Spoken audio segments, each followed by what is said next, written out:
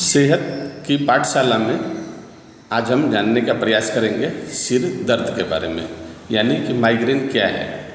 तो माइग्रेन केवल साधारण सिर दर्द नहीं, यह एक न्यूरोलॉजिकल विकार है। आइए जानते हैं कि माइग्रेन है क्या। तो बार बार होने वाला प्राथमिक न्यूरोलॉजिकल सिर दर्द विकार है। यह अक्सर एक तरफ धड़कता हुआ दर्द, मध्यम से गंभीर तीव्रता, सीढ़ी चढ़ने में बढ़ सकता है, उल्टी, रोशनी और आवाज़ से संवेदनशीलता हो सकती है।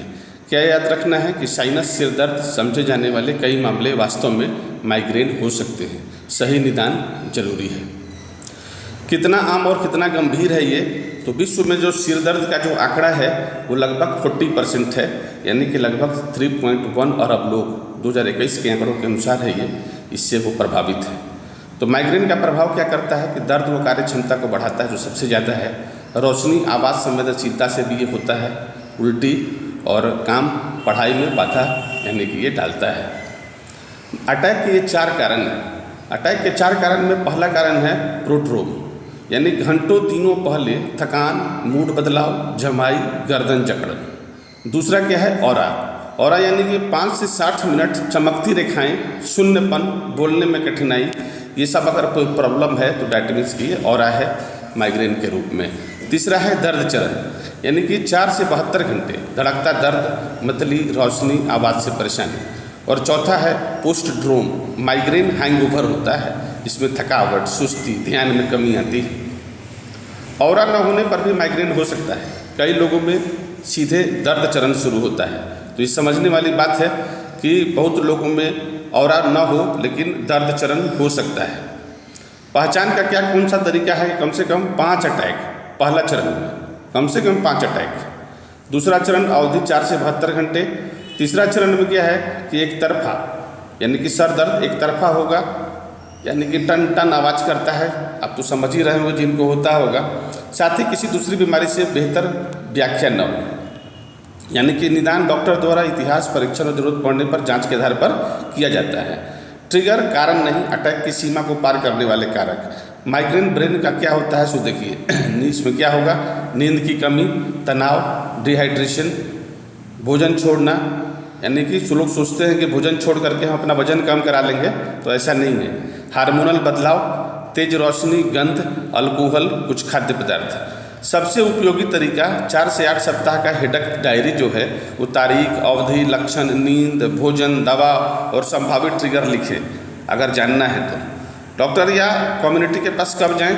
तो अचानक जीवन का जो सबसे तेज सिर दर्द होता है तो जाना चाहिए।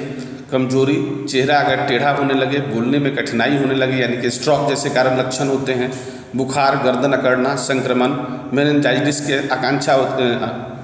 आशंका होती है, सिर के दर्द के बाद नया दर्द होने लगता है, विशेषकर उल्टी, बेहोश होने लगता है लोग। और गर्भावस्था के दौरान गंभीर दर्द होता है, यानी कि ब्लड प्रेशर या रक्त नली समस्या होती है, और कैंसर जैसी समस्या भी हो सकती है।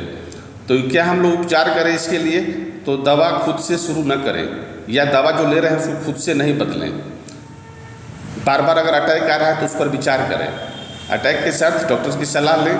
और इसका आधार क्या है? तो अच्छी नींद, अच्छा इंटेक पानी, नियमित भोजन, व्यायाम, ये सारा कुछ करेंगे। और जो भी होता है हमारे शरीर में जो प्रतिदिन का वो जो बदलाव है उसको नोट करेंगे। दुष्चक्र देखिए, सिर दर्द, दवा, फिर अधिक दर्द और अस्थायी राहत। जो करें तो महीने में दवा लेने वाले दिनों की गिनती करें।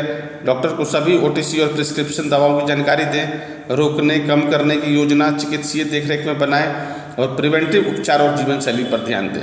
दर्द ज़्यादा होगा तो दवा ज़्यादा होगा, हमेशा सुरक्षित समाधान नहीं है।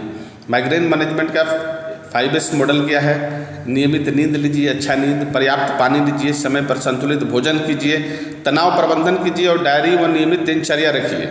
और नियमित दिनचर्या अगर रखनी है तो आज आप हमारी कम्युनिटी के साथ आ सकते हैं और अपने 30 दिन का एक ट्रैकर बनाइए ताकि हम जान सकें कि क्या है। तो इसका मुख्य संदेश हमारा यही है सेहत की पाठशाला में कि माइग्रेन एक वास्तविक न्यूरोलॉजिकल विकार है। सही पहचान और हेडेक डायरी बेहद उपयोगी है। रेड फ्लैग में तुरंत चिकित्सीय सहायता लें। दवा और प्रिवेंशन योजना डॉक्टर के साथ बनाएं। नियमित नींद, पानी, भोजन और तनाव प्रबंधन बनाएं।